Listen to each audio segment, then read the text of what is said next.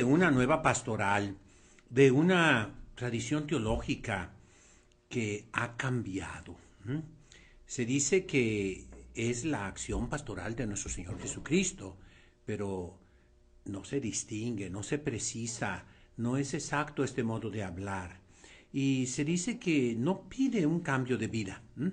No, sino que es un abrazo del amor divino y reconoce que la gente que tiene grandes retos, grandes dificultades, no pueden seguir el Evangelio.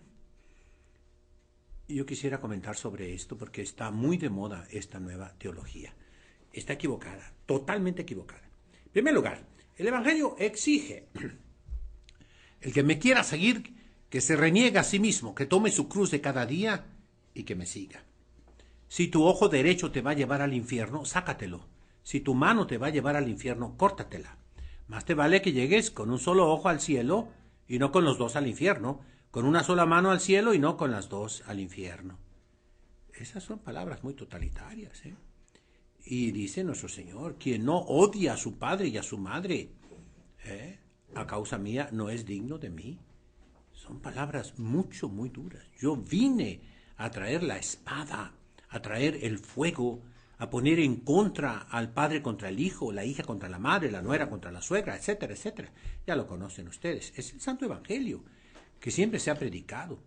De manera que Dios no pide cosas imposibles, nos dicen los santos padres. Pide cosas perfectas. Y Él nos da su gracia para dejar el pecado. Por eso murió en la cruz. Él que es Dios, para que pudiéramos ir contra el pecado.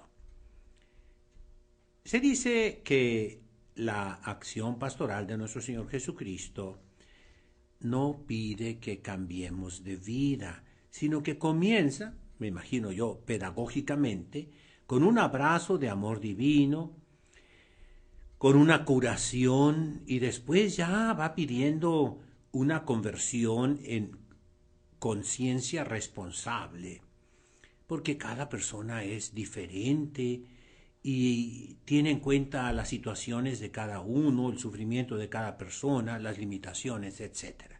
Suena muy bonito, pero está equivocado.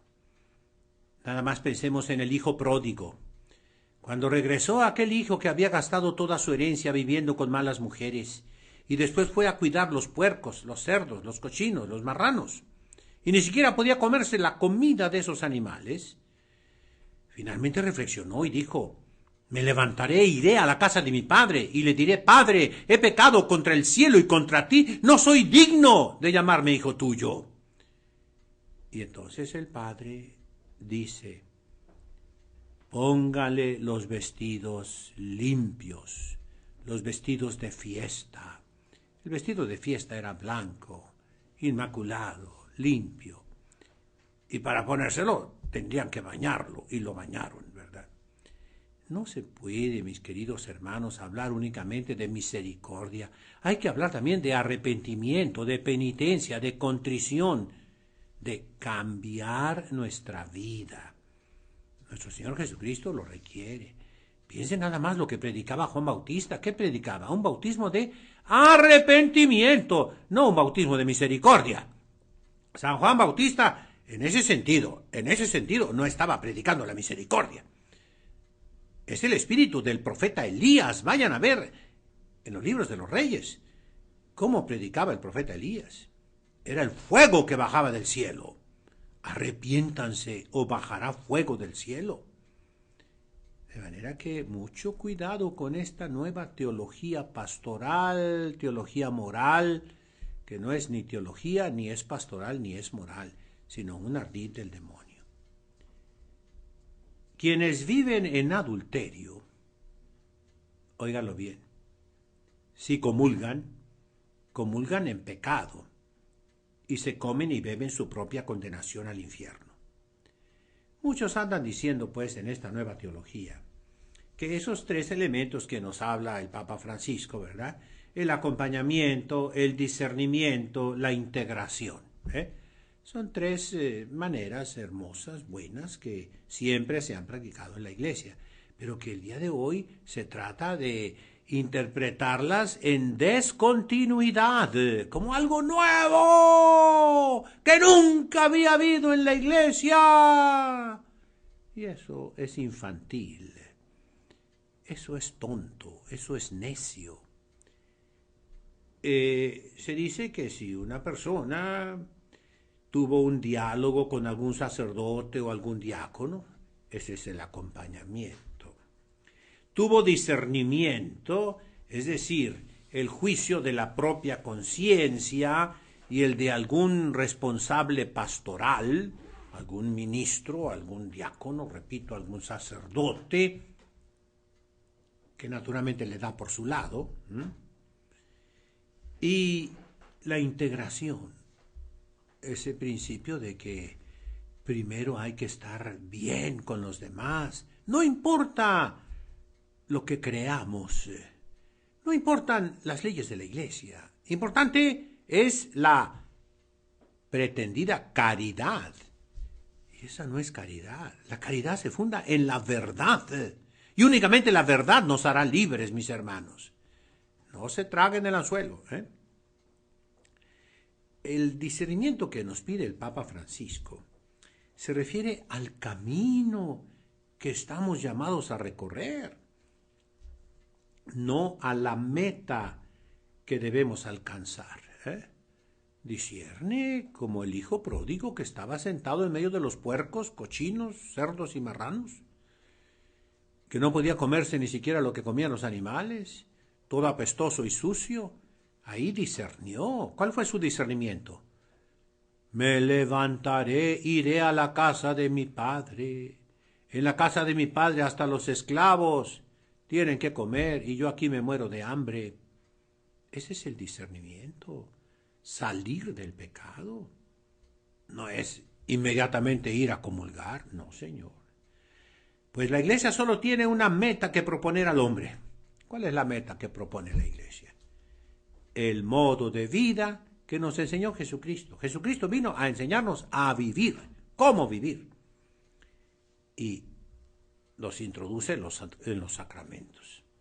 La iglesia es los sacramentos. Jesucristo vino a instituir los sacramentos, no vino a escribir Biblias. No. Fundó una iglesia donde están los santos sacramentos y son santos. Entonces, no comulguen en pecado. No comulgas en pecado, aunque te lo diga un cardenal, un obispo, un arzobispo, un sacerdote, una monja. No comulgues en pecado.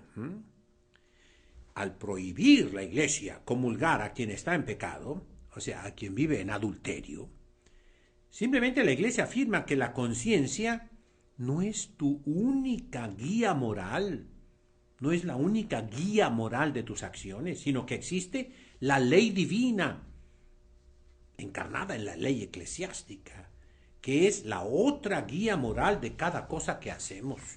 Al estudiar teología moral, se inicia con los principios generales. Y los principios generales nos dicen que el hombre tiene dos rieles que lo han de guiar en este camino, en esta vida terrena. Uno es la ley de Dios, los mandamientos de Dios y de la iglesia. Y otro es, claro, la conciencia. Pero la conciencia no es una norma. La conciencia es un juez de acciones particulares, futuras o pasadas. Es algo particular, no es algo general. Y la conciencia, vamos a ver ahorita. Primero, vamos a leer el Santo Evangelio. El Santo Evangelio a San Pablo. San Pablo, en la Primera Corintios, capítulo 11, versículo 26. Primera Corintios 11, 26. Lo leo en griego y lo traduzco, para que nadie me diga, usted quién sabe. No, señor. El texto original. Josakisgar eanes diete. Cada vez pues que comáis tonarton tuton, este pan, está hablando de la Santísima Eucaristía, de la Sagrada Comunión, caitopoterion pinete, y bebéis, empinar, beber, poterion, pottery en inglés, significa vasijas, ¿verdad? El cáliz, Tontanaton tu kirio katangelete. Anunciáis la muerte del Señor. Agri u elte, hasta que venga. Viene en el altar. Y por eso le decimos, bendito el que viene en el nombre del Señor, porque llega y está ahí con su cuerpo, su sangre, su alma, su divinidad. Pero un día vendrá. ¿A qué vendrá? A juzgar a vivos y muertos. Sigue San Pablo, capítulo 11 de la primera a los Corintios, versículo 27.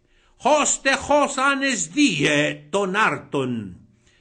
Cuando pues uno coma el pan, epine topoterium tu quiriu, o beba el cáliz del Señor, anaxios, indignamente. Fíjense bien, el que está en adulterio está en pecado, y si comulga indignamente. ¿Qué dice? Enojos estai tus ómatos kai tu jaimatos tu quirío. Es culpable del cuerpo y de la sangre de Cristo. Pecas contra el cuerpo y la sangre de Cristo. 8. Saca una conclusión. Dokimaceto de anthropos geauton. Examínese pues el hombre a sí mismo. Caijutos ectu artu es dieto. Y de tal manera coma de este pan. Caiectu poteriu pineto. Y de tal manera beba de este cáliz, según ese examen. Un examen bien hecho. ¿Por qué? Da la razón. Versículo 29. Jogares dion caipinon crima geauto es die caipine. El que come y bebe, se come y bebe su condenación. Me diacrinon tosoma, porque no distingue, no aprecia el cuerpo de Cristo. Nos dirá en otra ocasión nuestro Señor, no deis las cosas santas a los puercos. No. Las cosas santas son para los santos. Y acuérdense que antes de que los cristianos se llamaran cristianos en la ciudad de Antioquía, se llamaban santos. Así se decían uno al otro, los santos. Eso es importante. Versículo 30. Diatuto en Jimin poloyas tenéis. Por esto entre ustedes hay muchos enfermos. Kai arrostoi, kai coimonta y jicanoi. Y muchos incurables. Y se mueren muchos. Dios castiga. ¿Por qué hay tanta neurosis? Tanto suicidio. ¿Por qué tantas veces el demonio se mete, con el permiso de Dios, con la tolerancia de Dios, en los cuerpos? Por las comuniones mal hechas. 31. Eide geautus ye crinomen uc ane crinomeza. Si nos examinemos a nosotros mismos y nos castigamos y nos condenamos a nosotros mismos, o sea, hacemos bien nuestro examen de conciencia, no vamos a ser condenados. 32. Crinomeno de hipotuquirio pai de womeza. Cuando somos juzgados por el Señor, por Dios, por nuestro Señor Jesucristo, somos corregidos, educados. Paidewo, de ahí viene la pedagogía, ¿verdad? Hiname sinto cosmo catacritomen, para que no vayamos a ser condenados juntos con el mundo. Entonces, no comulgar en pecado.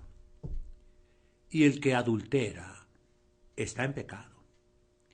En San Mateo 5:31. Vamos a verlo. Miren, este es un texto hecho por un grande hombre, es un protestante junto con su esposa, Kurt Aland.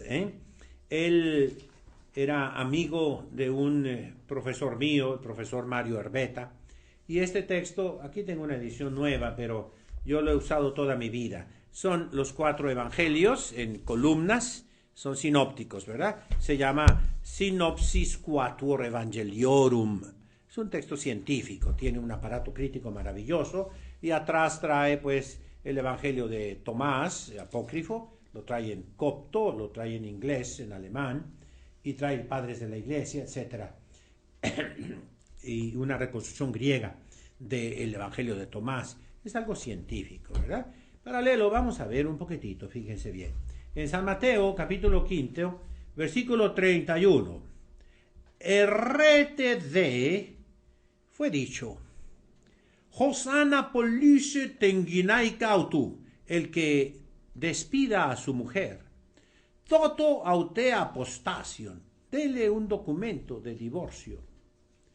Ego del egojimin, yo les digo a ustedes, jotipas joapolion tenginai cautu, parectos logu pornellas. Fíjense bien, que todo aquel que despide a su mujer, excepto en el caso de que vivan en unión libre, en unión ilegítima, en adulterio. En ese caso, tienen que separarse. Pero si no viven así, y viven legítimamente, marido y mujer, poiei auten moigeutenai, hace que ella cometa adulterio. Kai Joseana polelimene gamese moijatai, y el que se case con la despedida, con la divorciada, comete adulterio. Y en San Lucas, estamos viendo paralelos, ¿verdad? Hay varios más, pero ahorita les cito estos dos. Paz en San Lucas 16, 18. Paz joapolion tenginai cautu, caigamon jeteran moijewei. Todo el que despide a su mujer y se casa con otra, comete adulterio. Kai joapolelimenen apoandros gamon moijewei. Y el que se casa con una mujer abandonada por su marido, comete adulterio. Podríamos seguir en otros textos, ¿verdad? Pero la idea está clara, no nos hagamos tontos, no nos hagamos tontos, ¿eh? Entonces, nos dice Jesucristo nuestro Señor, ley divina, no es ley eclesiástica, es ley divina, por el fundador de la iglesia. Lego de Jimín, les digo a ustedes, jotijos anapolise tenginai cautu, moijatai, comete adulterio. Entonces hay que ayudar con esas leyes divinas, que son dos para este momento. Una, que no se puede comulgar en pecado mortal. Y segundo, que el adulterio es pecado mortal. Y ya nos dirá San Pablo, los adúlteros nunca llegarán al reino de los cielos. ¿Por qué? Porque el mandamiento de la ley de Dios, número 6, dice, no fornicarás, no cometerás adulterio. Y esto lo entendemos perfectamente. Entonces, por más que le queramos dar matices, no nos hagamos tontos, vayamos al centro de las cosas. Nuestro Señor Jesucristo le daba mucho coraje con los hipócritas, y fíjense cómo el Papa Francisco habla mucho de la hipocresía, mucho. Esta teología nueva es hipócrita, es hipocresía, está haciendo un daño enorme. Y ya dijo el cardenal Gerardo Müller, encargado de la doctrina de la fe, que yerran esos obispos. Y el cardenal Roberto Sara también, junto con él, dice, esos obispos y conferencias episcopales hacen mal al interpretar el documento Amoris Laetitia del Papa en ese sentido. El Papa nunca ha dicho eso. Punto final. Digan lo que digan. Entonces, nos hablan los cardenales Müller con una valentía espantosa. Obispos impreparados, obispos que no estudian. Esa es la verdad. Entonces vamos a ayudar a formar la conciencia moral según la verdad. La conciencia puede estar mal formada, puede ser laxa, conciencia ancha, ya hemos hablado mucho, escrupulosa, una conciencia errónea. Ni el sacerdote ni nadie puede sustituir la conciencia de otra persona. ¡Claro! Ninguno de nosotros está llamado, como lo dice el Papa Francisco, a sustituir la conciencia de esa persona. No. Pero sí debemos, por caridad cristiana, acuérdense, las obras de caridad, ¿cuáles son? dar de comer al hambriento, dar de beber al sediento, vestir al desnudo, visitar a los enfermos, dar posada al peregrino, ayudar a los prisioneros, enterrar a los muertos. Y las espirituales son otras 7. Consolar al que sufre, enseñar al que no sabe, corregir al que yerra, dar un buen consejo al que lo necesita, sufrir con paciencia los defectos del prójimo, perdonar las injurias y hacer oración por vivos y difuntos. Aquí tenemos corregir al que yerra, enseñar al que no sabe. Hay que formar la conciencia por caridad cristiana y evitar que comulgue quien está en pecado mortal porque vive en adulterio. Nada menos, hoy una persona vino a hablar con las religiosas y les dijo que esa persona por años había estado comulgando sin estar casada por la iglesia, viviendo en unión libre, y que no sabía que eso era comulgar, no sabía. Hay casos de ignorancia terrible, terrible. De manera que en estos años, en estos tiempos en que la ignorancia tristemente ha penetrado hasta en el clero, y no lo digo yo, lo dice el cardenal Gerardo Müller, hay obispos ignorantes.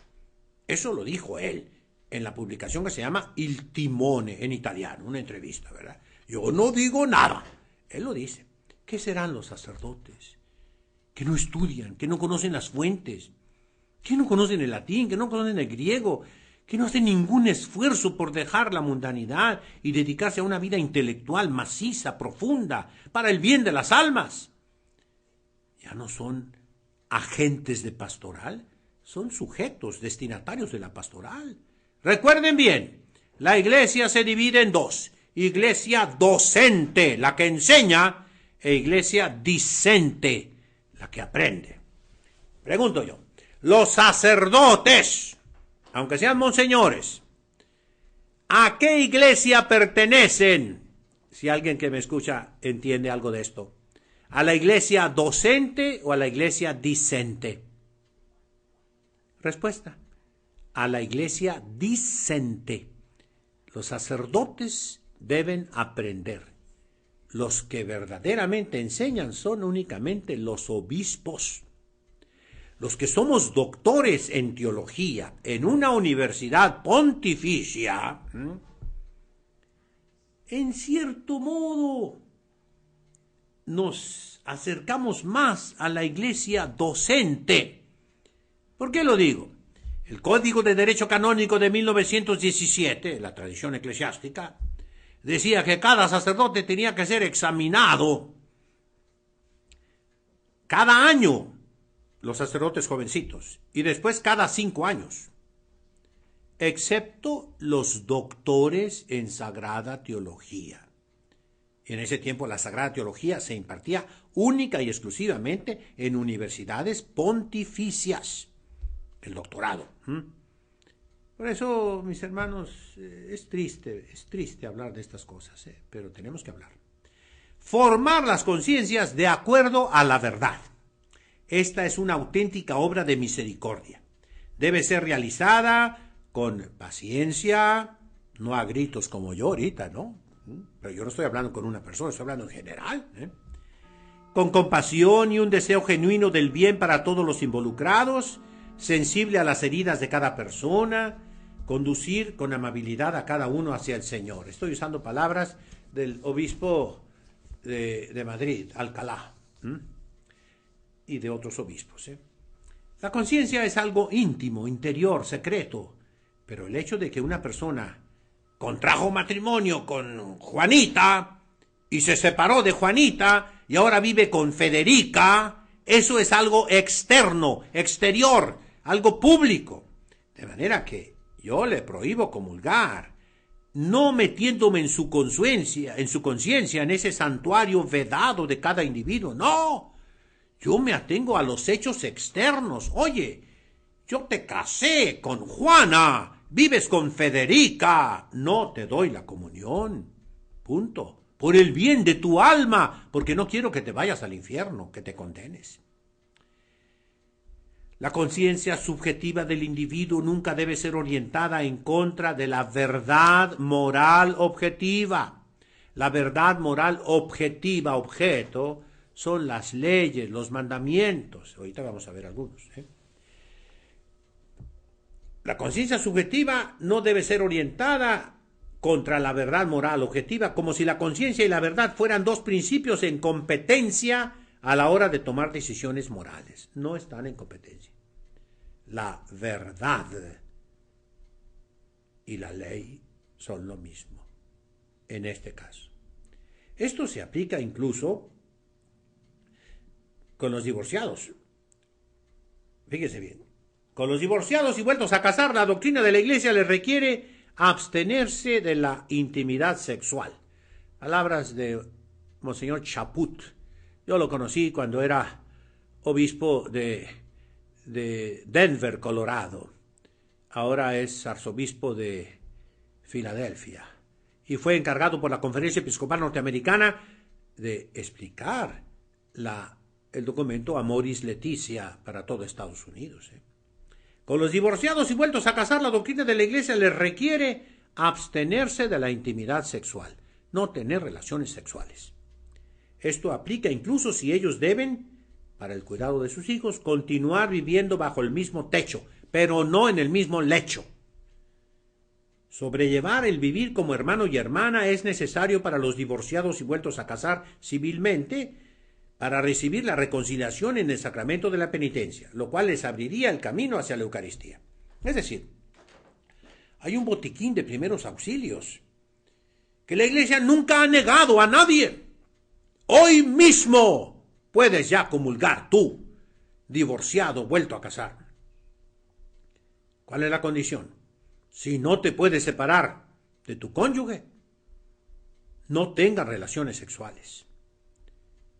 Y si no hay escándalo, eso también es importante. Si no hay escándalo, si la gente no los conoce, entonces pueden confesarse y comulgar. Y pueden, entonces sí, recibir la Santísima Eucaristía. Esto siempre se ha hecho. Todo sacerdote culto, no sacerdote ignorante, sabe perfectamente esto. Y siempre hemos procedido así en el Tribunal de la Confesión. Esos individuos son motivados a acudir regularmente al sacramento de la penitencia, teniendo el recurso a la gran misericordia de Dios en ese sacramento si fallan en su castidad. La ley de la Iglesia debe ser la guía de toda conciencia. Hay que atenerse a la invariable disciplina de la Iglesia. Siguen vigentes, por tanto, las condiciones objetivas exigidas por el magisterio de la Iglesia para poder acceder a la recepción de los sacramentos. Estas condiciones objetivas fueron expresadas por el Papa San Juan Pablo II en la exhortación Familiaris Consortio y ratificadas en el número 84, por Benedicto XVI, Sacramentum Caritatis 29, ese documento después del Sínodo sobre la Eucaristía, y contenidas en el Catecismo de la Iglesia Católica 1650. Ahí está la doctrina, clarísima. Asimismo, el Pontificio Consejo para los Textos Legislativos publicó la declaración sobre la pretendida admisibilidad a la Sagrada Comunión de los divorciados que se han vuelto a casar, el 24 de junio del 2000. Clarita la doctrina. La Iglesia, fundándose en la Sagrada Escritura y la tradición, reafirma su praxis de no admitir a la comunión eucarística a los divorciados que se casan otra vez. Son ellos los que no pueden ser admitidos, dado que su estado y situación de vida contradicen objetivamente la unión de amor entre Cristo y la Iglesia, significada y actualizada en la Eucaristía. La reconciliación es el sacramento de la penitencia, que les abriría el camino al sacramento eucarístico. Puede darse únicamente a los que, arrepentidos de haber violado el signo de la alianza y de la fidelidad a Cristo, o sea, el matrimonio, están sinceramente dispuestos a una forma de vida que no contraiga la indisolubilidad del matrimonio, es decir, a no tener relaciones sexuales. Esto lleva consigo concretamente que cuando el hombre y la mujer, por motivos serios, como por ejemplo la educación de los hijos, no pueden cumplir la obligación de la separación, asumen el compromiso de vivir en plena continencia, o sea, de abstenerse de los actos propios de los esposos, de los actos conyugales, de los actos sexuales, de los actos maritales. Ese es el requisito objetivo que no admite excepciones y cuyo cumplimiento debe ser objeto de atento discernimiento en el fuero interno. Ningún sacerdote se puede considerar con la autoridad de dispensar esta exigencia, y ningún obispo, y ningún cardenal. Punto final. Entonces, esto, por las declaraciones que están saliendo por todos lados, y que van a seguir saliendo, nadie obedece, nadie estudia, como dice el cardenal Müller, ¿verdad? Y es muy triste. Hay algunos cardenales, el cardenal Tobin en Estados Unidos, un gran cardenal, que está luchando contra la corriente. El arzobispo Chaput de Filadelfia, el cardenal Burke, el cardenal, mi compañero, Roberto Sara, por mencionar esos. El arzobispo de San Francisco, que es de aquí de San Diego, California, Monseñor Corleone, un grande obispo, que va en contra de toda la corriente, ¿verdad? Hay muchos obispos y sacerdotes buenos y santos, mis hermanos, pero hay que basarnos no en las apariencias, Me hablaban de un obispo que ahorita anda diciendo disparate y medio y que se pasaba las horas delante del Santísimo Sacramento, muy recogidito. Pues sí, pero eso se puede aparentar, hijos. Lo que no se puede aparentar, óiganlo bien, sacerdotes, es la ciencia. La ciencia, el conocimiento no se puede aparentar. Si yo te pregunto, ¿cuánto es? 5 por 8, y tú me dices 30, te equivocas. ¿Cuánto es 5 por 8? A ver. 5 por 8 son 40. No, 5 por 8 son 30. No, señor. Hay una verdad que no se puede aparentar. 5 por 8, 40. Punto final. En cambio, la piedad, todos podemos hacer los ojitos de santitos, nuestra cabecita. El internet está lleno de monjas que tienen esas caras así de santas, pero ay de ti si llegas a estar en contacto con ellas, Como decía por allá un pontífice de unas monjas, castas como los ángeles, pero soberbias como los demonios, Qué triste el día de hoy, Como los masones, los enemigos de la iglesia, hablaban de nosotros los sacerdotes. Hay unas frases en latín que debemos saber de vez en cuando. Congregatio sanganorum appariencia sanctitatis sine pecunia et sine verecundia. Yo diría sine ciencia. El que entienda, entienda, y el que no, después me pregunta. Vamos a ver, mensajes. Juan Camilo Arismendi Acevedo. ¿Qué puedo hacer, monseñor, para hacer al menos un cuarto de lo sapientísimo que es usted? Mira, ni soy sapientísimo ni nada. ¿Qué debes hacer? Sentarte a estudiar. No veas televisión. No pierdas el tiempo. Métete a buscar las fuentes. Si eres joven, estudia latín, griego y hebreo. Y ve las fuentes de la iglesia con amor, con pasión. Enférmate de tanto estudiar. Quiere mucho a nuestro Señor y a la Santísima Virgen, Francisco Canchés. Buenas noches, monseñor. ¿En qué video responde preguntas? En este.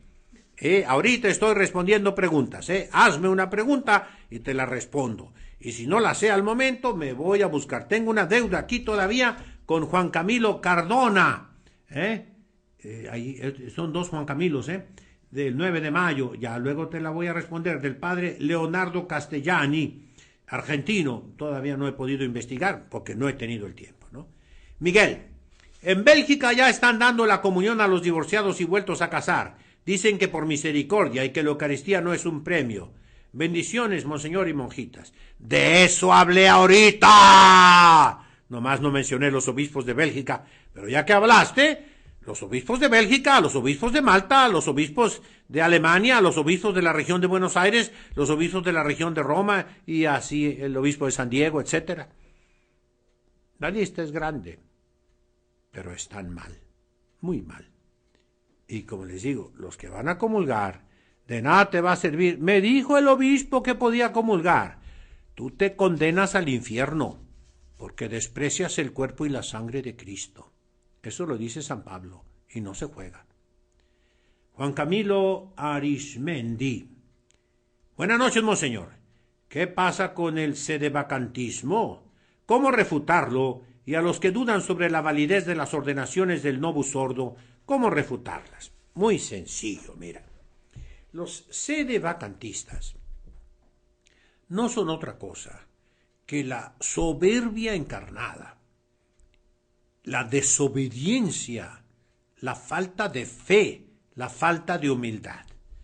Soberbia, desobediencia, falta de fe, falta de humildad. 4 terribles cosas que se juntan y producen un lavado de cerebro. Vamos hablando de Pío XII. Hay algunas sectas sedevacantistas que atacan a Pío XII y dicen que no puede ser considerado papa. Pío XII, por otra parte, es atacado terriblemente por los progresistas, por los liberales. De manera que, yo te digo, si tú ves bien la doctrina de la Iglesia, las fuentes, Pío XII es completamente ortodoxo. Siguió Juan XXIII. Gritan, porque convocó el Concilio Ecuménico Vaticano II y desató una tempestad que hizo que se metiera el demonio en la Iglesia. Se equivocan. En primer lugar, Juan XXIII es un santo canonizado por la Iglesia. Segundo, antes de hacer el Concilio Ecuménico Vaticano II, el Papa San Juan XXIII hizo el primer sínodo romano de los tiempos modernos. Es un volumen color rojo, grueso. Ya les he hablado aquí de eso. Y lo puso como ejemplo para cada una de las diócesis. Si tú lo puedes ver en el internet, está ahí en el internet. Prima Synodus Romana, está en latín, y en italiano. Prima Synodus Romana. Y ahí vas a ver cómo él puso orden en toda la disciplina, en los detalles, en la vida del clero, de los seminarios, etc. En la doctrina católica. Juan XXIII dio la encíclica Veterum Sapientia, que obliga a enseñar en latín en los seminarios la filosofía y la teología, que obliga al estudio de las lenguas clásicas. Juan XXIII hizo la reforma del breviario para aligerar el peso de los sacerdotes. Pero dejó la facultad que pudiera seguirse rezando como en su forma antigua.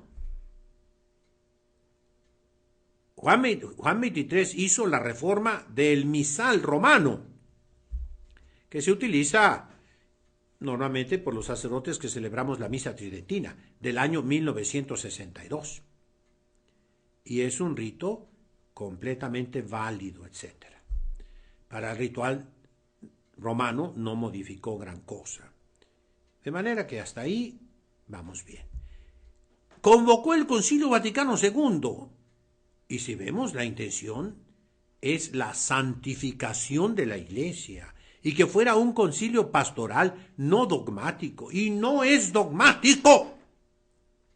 El Concilio Ecuménico Vaticano II, aunque tiene 2 constituciones dogmáticas, no definió ningún dogma, ninguno. La colegialidad no es un dogma y no es nada nuevo. Y la colegialidad de que habla el Concilio Ecuménico Vaticano II no es colegialidad jurídica, en el sentido de Cicerón, por ejemplo, en el sentido del corpus juris canónico, juris civilis de Justiniano. No, señor, no es el Papa primus inter pares, no, de ninguna manera. Y eso está demostrado. Entonces, él no quiso este desorden. Juan XXIII era conservador. Era un hombre de Dios, un hombre serio, un hombre de disciplina, lleno de amor, lleno de bondad. El Papa bueno se le decía. No tienen por qué descalificarlo, que no era Papa, que era hereje. Mentira. Pablo VI, mi Papa, que yo viví desde 1964 a 1976, al lado del Papa Pablo VI. Papa Montini. Fue un papa bueno, un poco débil, sí, yo lo digo tranquilamente. Es beato, pero fue un poco débil. Pero jamás de los jamases él aprobó una cosa herética. El Novus Ordo Missae, que él aprobó, obra de un concilium de Sacra Liturgia, de una comisión internacional, de la cual era secretario, presidente, el famoso Bugnini, que yo conocí también. Aquí en Tijuana, fue profesor de Monseñor Eduardo Ackerman, Bugnini. He leído sus libros y sus memorias, diríamos, la Reforma Litúrgica, un volumen así de grueso que aquí tengo en italiano, ¿verdad? Su vida de este hombre es triste. Y Pablo VI sufrió el ramalazo, las consecuencias, por las exageraciones que hay, por las imprecisiones, por las inexactitudes en la liturgia. Pero ya el cardenal Roberto Sara nos está hablando.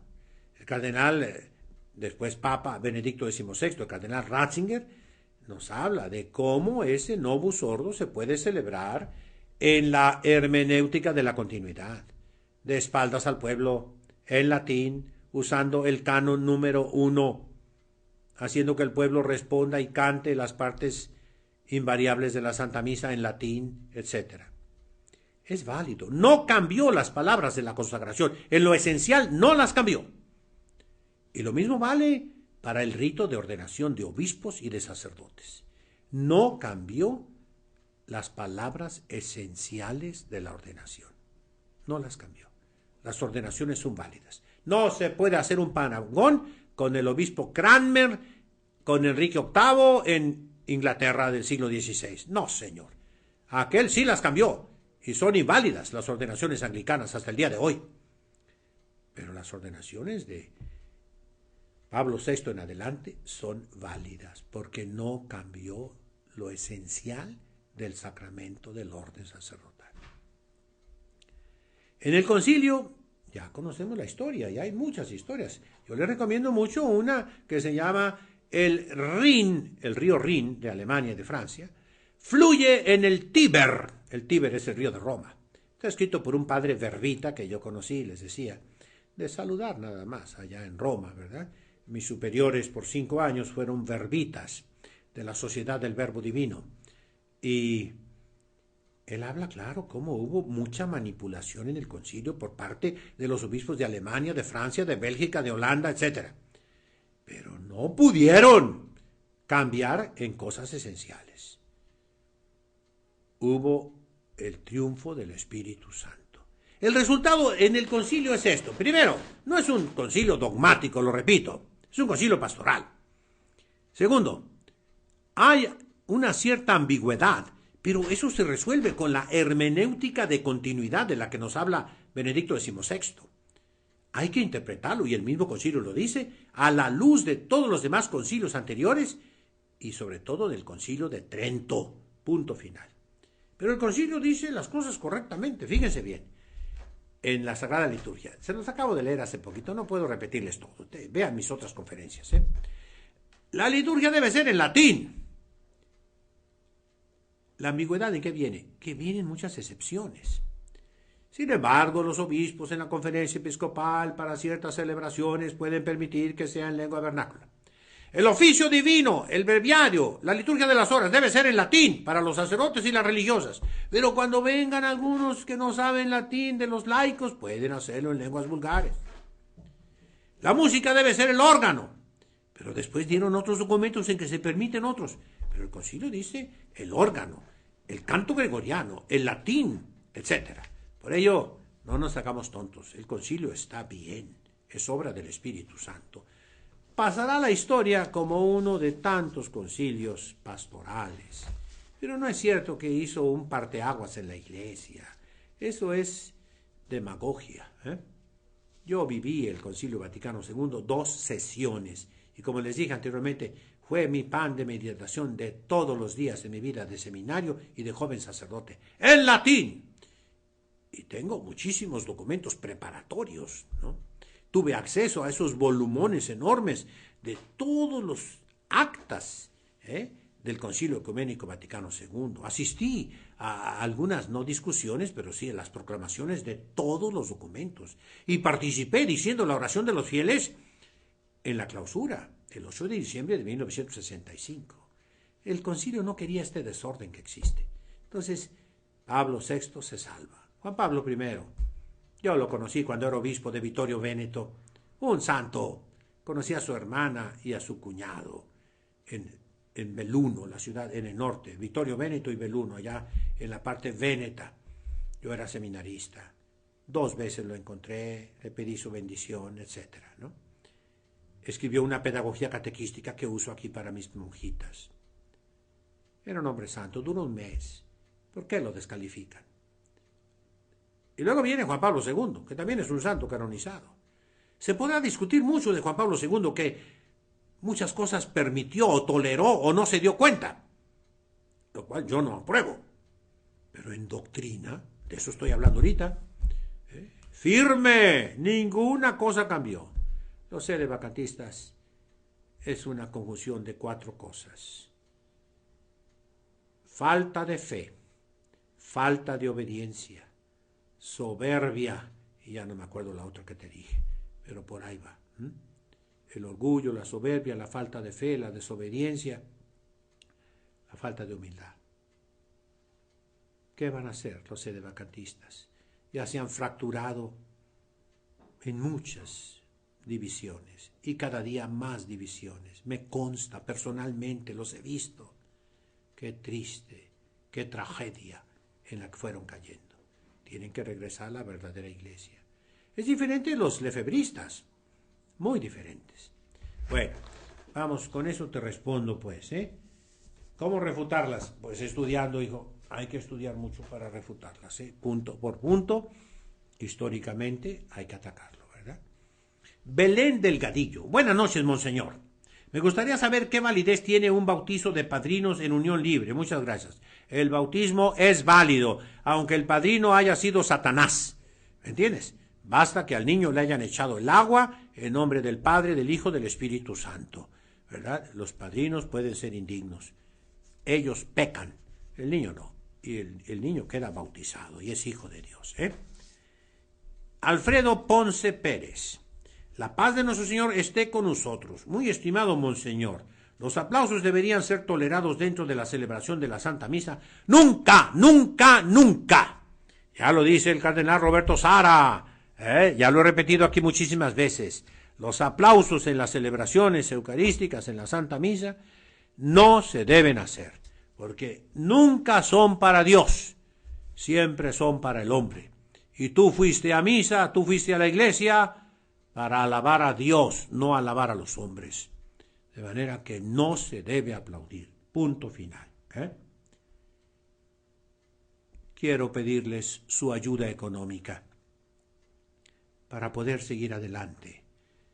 Quiero pedirles a sus hijas, muchachas de 12 a 25 años, que tengan vocación religiosa, que tengan buena familia, buena salud, buena cabeza, buena índole y buena intención, que quieran entregarse a Dios nuestro Señor para ser sus esposas, para ser las misioneras que van a cambiar el mundo. Y necesitan años de preparación conmigo. Me preguntaba uno de ustedes ahorita, ¿qué debo hacer para hacer? Mira, si fueras mujer te decía, métete a esta congregación, vente, aquí yo te voy a guiar.